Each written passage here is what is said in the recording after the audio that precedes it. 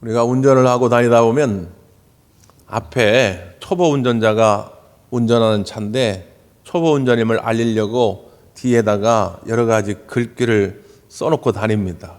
재밌는 표현들이 참 많은데 그 가운데 이런 게 있더라고요. 극한 초보, 지금까지 이러한 초보는 없었다. 이것이 엑셀인가 브레이크인가 이렇게 생각하더라고요. 유머러스하게 써놓긴 했는데 섬찟하죠. 운전자가 엑셀과 브레이크를 구분하지 못하면 큰일 납니다. 실제로 우리가 뉴스에서 종종 초보 운전자가 브레이크를 밟으려고 했는데 긴장한 나머지 엑셀을 밟아가지고 인도를 넘어가지고 걸어다니는 행인을 치는 그런 사고가 종종 일어나거든요.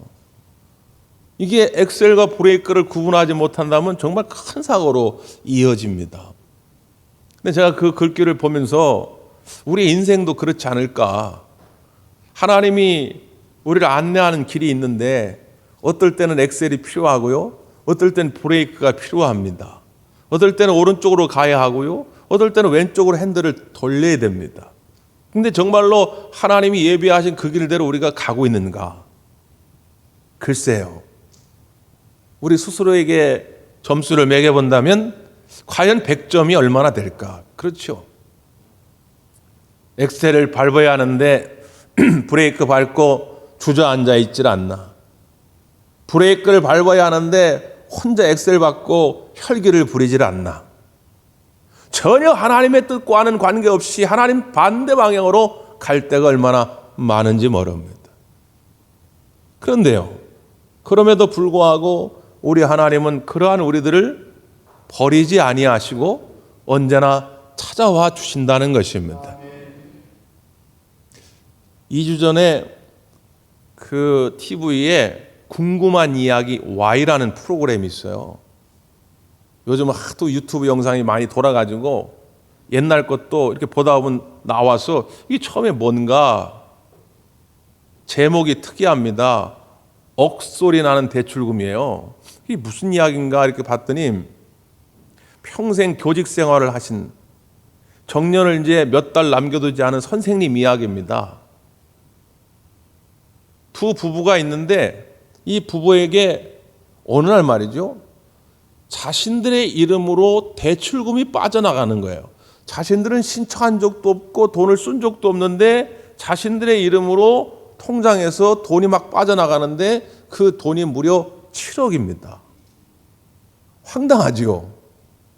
그게 어떻게 된 일인가 하고 은행을 가서 찾아가서 따진 겁니다. 아니 나는 신청한 적도 없는데 왜 내 이름으로 이렇게 돈이 많이 나갔냐 그랬더니 은행 직원이 이렇게 보여주는데 그 돈을 빼가지고 어떤 한 사람에게 이체를 한 거예요. 그 사람이 누군가 봤더니 자기 외동딸입니다. 26살 된 이 외동딸이 임용고시생이에요. 선생님이 되려고 임용고시를 막 준비하고 있는 딸입니다. 지금까지 살아오면서 속 한번 썩이지 않고 공부를 열심히 했던 딸이에요.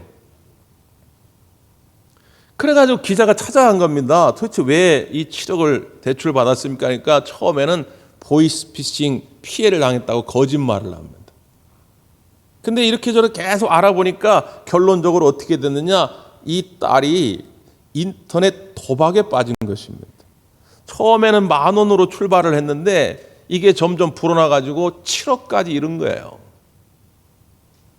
황당하죠. 이제 정년을 앞두고 얼마나 많은 꿈과 계획이 있었겠습니까? 이제 퇴직금 받고 또 연금 받아가지고 노후에 이렇게 살아야 되겠다. 여러 가지 계획을 했는데 이게 다 하루아침에 물거품이 된 거예요. 살고 있는 집도 날라가게 생긴 것입니다. 드디어 딸과 부모가 서로 마주 앉게 됐어요. 딸은 그저 담담하게 아버지 어머니 죄송합니다. 치료받겠습니다. 이렇게 얘기합니다. 근데 아버지가 그 딸을 부둥켜 안고 울먹이면서 얘기하는 거예요. 딸아, 괜찮아. 이제부터 시작이다. 너는 아직 젊잖아. 아직 더 많은 것을 할 수 있어. 걱정하지 말고 치료 잘 받고 이제부터 새롭게 시작하자. 이게 부모의 마음입니다. 다른 사람 같으면 때려 죽이고 싶겠죠. 그런데 자기 딸이기 때문에 용서하고 또 기회를 새로이 줍니다. 제가 그 영상을 보면서 재밌는 생각을 하나 해봤어요. 만약 1년 후에 1년이 지난 다음에 다시 그 집을 찾아갔을 때 어떤 상황이 벌어졌을까? 그 딸, 저는 반반이라고 봅니다. 우리가 예를 들어가지고 명절에 1년에 두세 번 명절에 만나서 친구나 식구들끼리 고수 한판 치고 그런 거는 괜찮은데 이 도박 중독은 병입니다. 쉽게 치료가 잘 안 돼요. 과연 1년 후에 이 딸이 완전히 치료받고 새 사람이 됐을까? 반반일 수 있죠. 그런데 만약에 그 딸이 1년이 지나도록 치료받지 못하고 아직도 중독 상태에 빠져 있다 할지라도 이 아버지는 어떠할까? 저는 100% 확신하건대 이 아버지는 또 용서할 겁니다. 또 기다려줄 겁니다. 또 기회를 줄 겁니다. 왜? 그게 우리네 아버지의 마음이요 어머니의 마음이기 때문에 그렇습니다. 저는 그 영상을 보면서 우리 주님을 떠올린 거지요. 우리가 주님 앞에 나와가지고 주님 이제부터 잘해보겠습니다.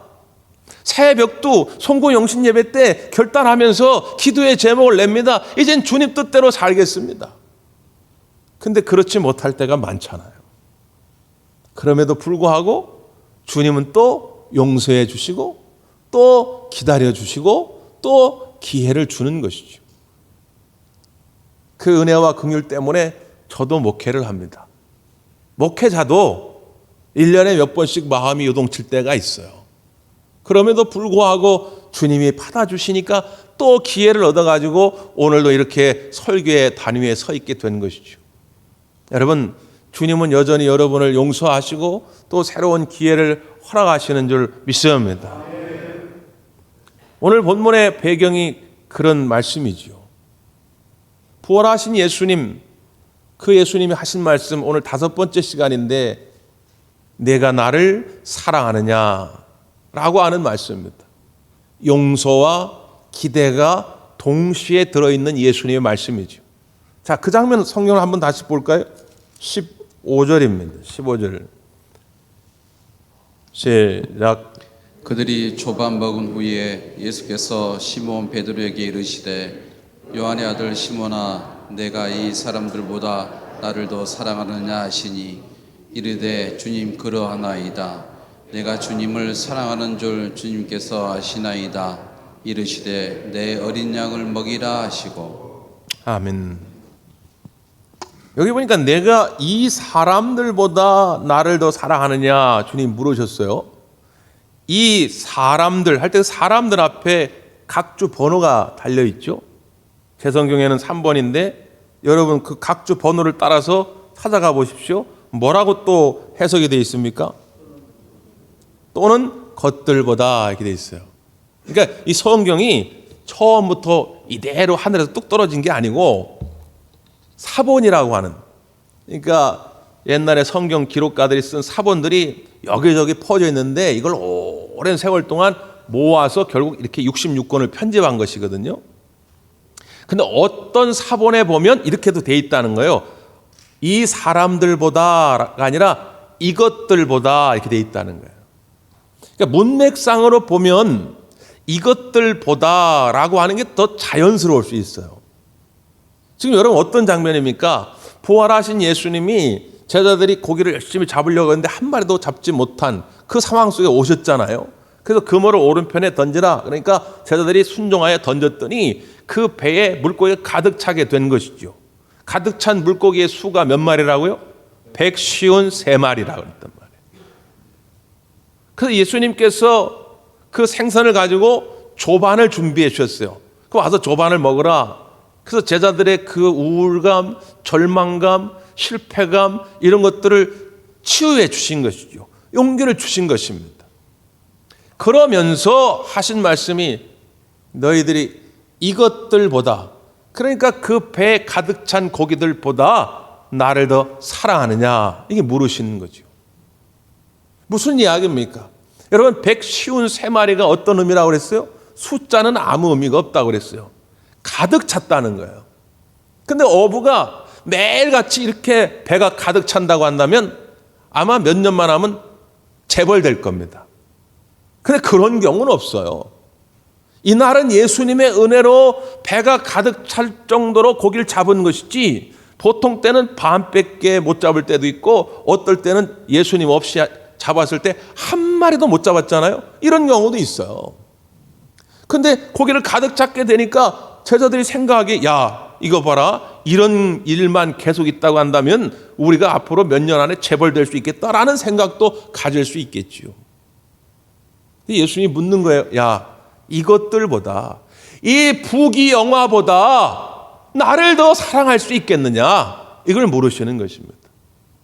예수님은 지금 베드로에게 와가지고, 야 이놈아, 어떻게 사내 대장부가 돼가지고 나를 모른다고 3번이나 부인했냐? 나무라지도 않습니다. 야, 너 주의 일을 해야 되는데 너 가지고 있는 재능이 뭐야? 가지고 있는 달란트가 뭐야? 너 돈 좀 있어? 너 배운 지식 좀 있어? 사회적 지위가 좀 있어? 이런 것도 묻지 않습니다. 그건 아무 상관이 없어요. 주님이 오직 확인하고 싶은 것은 뭐냐면, 내가 이 세상 부귀영화보다 나를 더 사랑할 수 있겠느냐, 이것만 묻는 것입니다. 오늘 이 아침에도 여러분에게 그걸 확인하고 싶은 거예요. 네가 나를 사랑하느냐? 주님 앞에 여러분 어떻게 응답하시겠습니까? 왜 주님이 이 사랑을 묻고 계십니까? 이 주님의 사랑으로 가득 찰 때 나도 알지 못하는 나의 능력이 내 안에서 솟아나기 때문에 그렇습니다. 일제강점기 시대에 최권능 목사님이라고 있죠. 우리가 잘 아는 예수 천당, 평양시내 이른 아침이면 목사님이 우렁차게 그냥 예수 천당, 예수 천당 막 그러고 돌아다니는 거예요. 그러다가 이제 찬송을 또 부릅니다. 예수 살아하시면 거룩하신 말일세. 그리고 평양시내 거리를 다녀요. 어느 날 일본 헌병이 그에게 다가오는데 헌병 앞에서도 주눅 들지 않고 예수 천당 그랬더니 헌병이 타고 있던 말이 깜짝 놀라가지고 앞발을 확 들었다는 거예요. 그래서 말이 떨어진 것입니다. 그 이 헌병이 화가 나가지고, 야 이놈들 와. 그래가지고 부대를 끌고 가가지고 매를 때리는 거예요. 근데 매를 때릴 때마다 세게 때리면 예수, 살살 때리면 예수, 때릴 때마다 예수 그러는 거예요. 헌병이 하도 기가 막혀가지고, 야 너는 매를 맞으면서도 예수밖에 모르냐? 그때 우리 최권능 목사님이 남긴 유명한 말입니다. 나는 머리끝부터 발끝까지 예수님을 향한 사랑으로 가득 차 있기 때문에 나는 예수밖에 나오질 않는다. 예수님으로 가득 차 있는, 예수님을 향한 사랑으로 가득 차 있는 사람은 예수밖에 나오질 않습니다. 내가 주의 일 좀 했다고, 교회 일 좀 했다고 내 이름, 내 지식, 내 명예 이런 거 드러내지 않습니다. 예수님을 향한 사랑으로 충만해 있는 사람은 예수님밖에 나오지 않게 될 줄 믿습니다. 이거면 충분하다 이거예요. 예수님께 베드로가 자신의 사랑을 고백합니다. 그때 그 사랑의 고백을 들으시고 예수님이 2가지의 꿈, 2가지의 사명을 베드로에게 주는 장면이에요. 자, 17절 한번 봅시다. 17절. 시작. 3번째 이르시되 요한의 아들 시몬아 내가 나를 사랑하느냐 하시니 주께서 3번째 내가 나를 사랑하느냐 하심으로 베드로가 근심하여 이르되 주님 모든 것을 아시오매 내가 주님을 사랑하는 줄 주님께서 아시나이다. 예수께서 이르시되 내 양을 먹이라. 아멘. 내가 나를 사랑하느냐 물으시는 예수님께 주님 아시지 않습니까?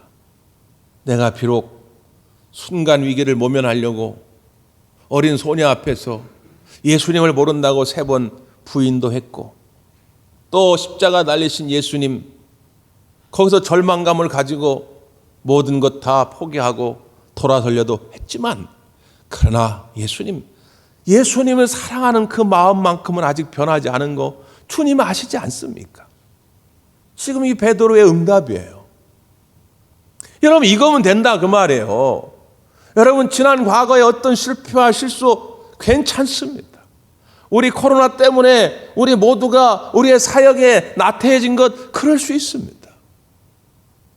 어떤 사람과의 갈등 때문에 교회 안에서 계속 그 문제 때문에 끙끙 앓다가 주님을 향한 열정도 잃어버린 거 그럴 수 있어요. 이 아침에 주님이 듣고 싶은 말 한마디는 그거예요. 주님, 내가 그렇게 연약하지만 그래도 주님 사랑하는 만큼은 아직 변하지 않고 있습니다라고 하는 이 고백을 우리 예수님 듣고 싶어 하십니다. 주님 앞에 그 사랑의 고백이 있기를 간절히 바랍니다. 그러면 할 수 있다는 거예요. 그랬더니 이제 예수님이 명령합니다. 내 양을 먹이라. 여러분 잘 보세요. 그래, 너 돈 좀 있구나? 그럼 내 양을 먹이라. 너 시간 좀 있구나? 내 양을 먹이라. 너 좋은 대학 나왔구나? 내 양을 먹이라. 그런 말씀은 어디에도 없어요.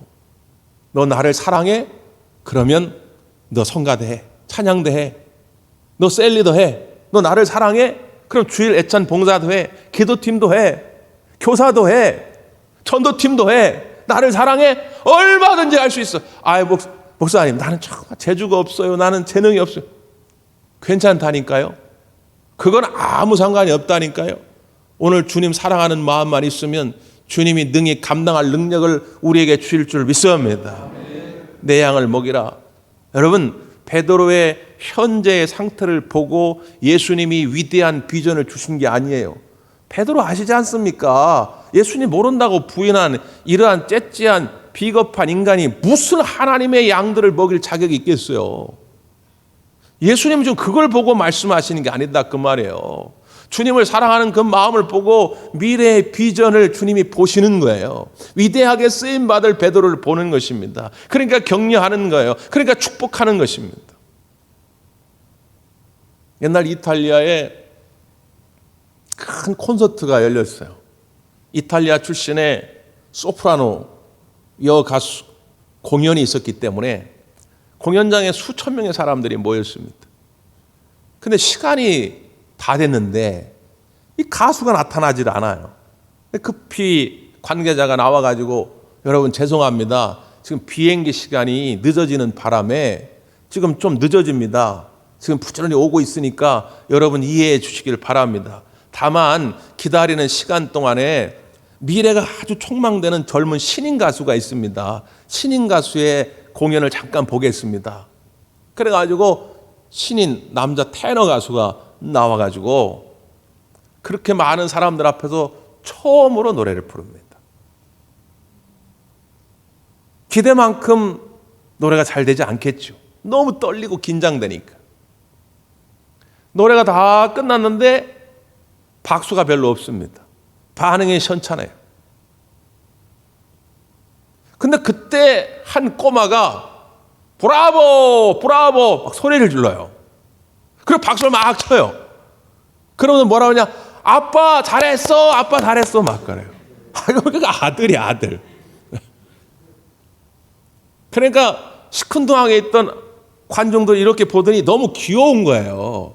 이 애가 이제 막 신인 가수가 떨고 있는데 아빠한테 용기를 주려고 막 그렇게 하는 게 귀여우니까 그 관중들 그제서야 막 박수를 치면서 막 환호성을 외칩니다. 그때의 그 경험을 이 가수는 잊지 못하겠다라고 늘 어디 가나 고백을 합니다. 그가 누구냐? 세계 3대 성악가가 된 루치아노 파바로티입니다. 지금은 파바로티를 넘는 성악가가 나오질 못해요. 근데 그도 신인 때는 그랬다는 거예요. 근데 그 어린 아들의 격려가 그를 그렇게 키워냈다는 거예요. 여러분, 우리 모두가 지금 다 어쩌면 지쳐 있을 수 있습니다. 그러다 보니까 뭘 하려고 해도 잘 안 돼요.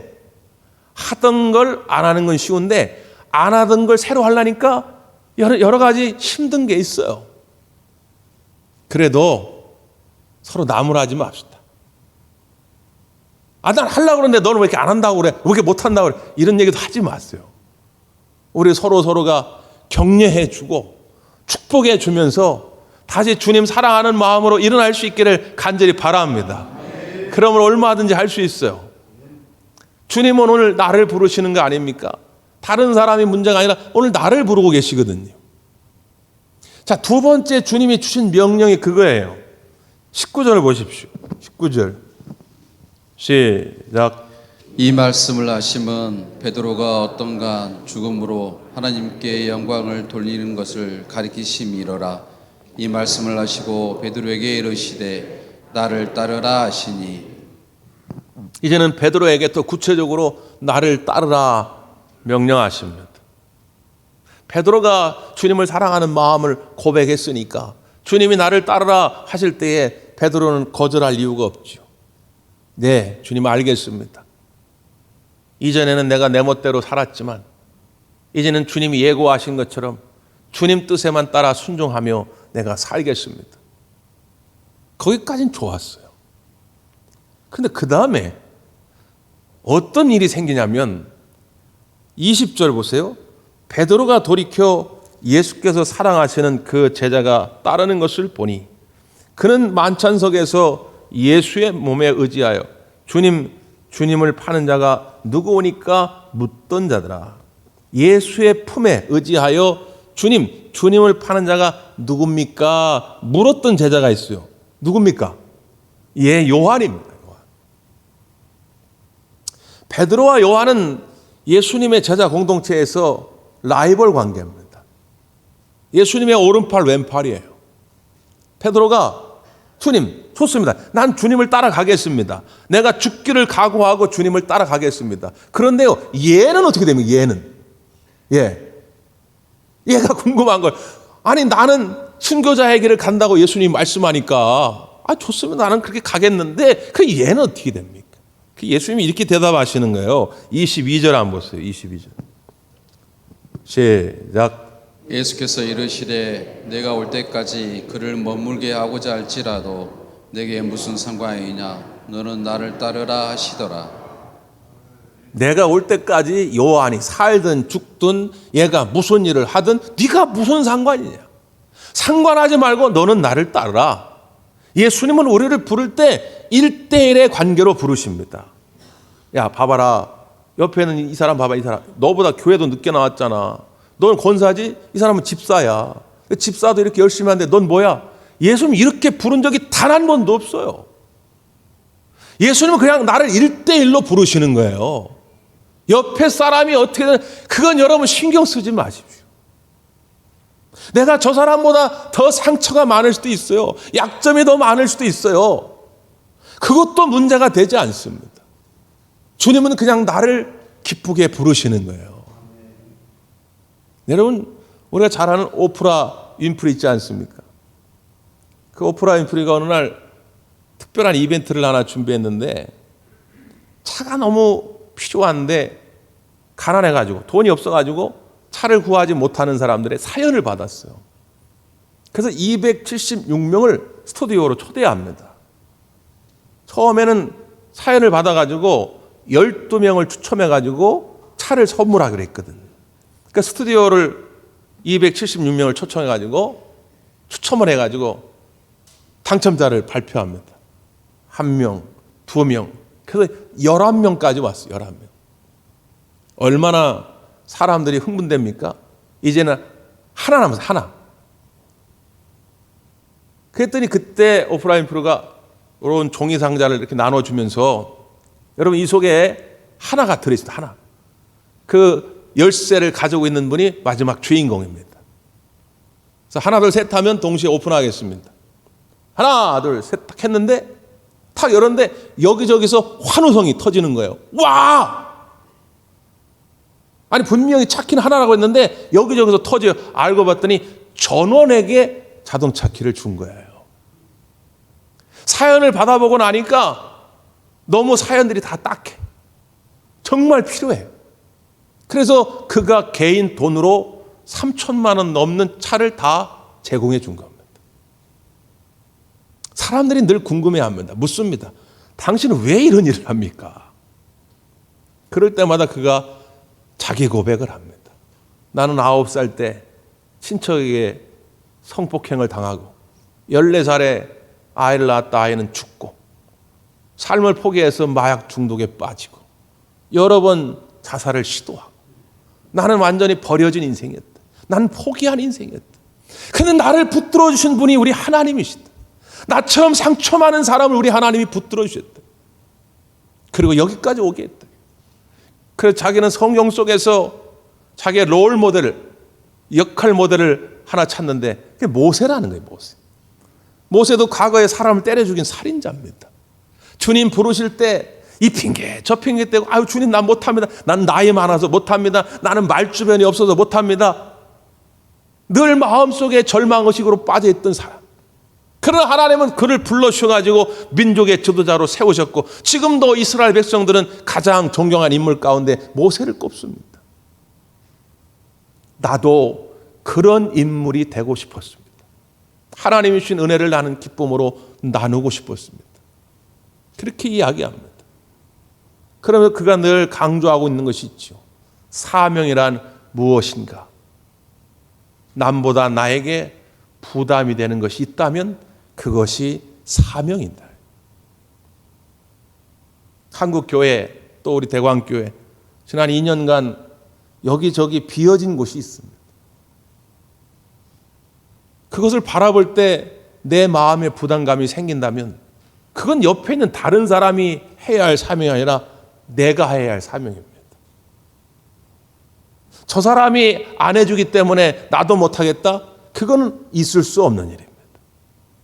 앞으로도 우리가 주를 위해 교회를 위해 감당해야 할 일들이 많은데 여러분에게 주신 그 거룩한 사명 우리 모두가 기쁨으로 감당해 갈 수 있기를 간절히 바라옵니다. 네, 기도하겠습니다.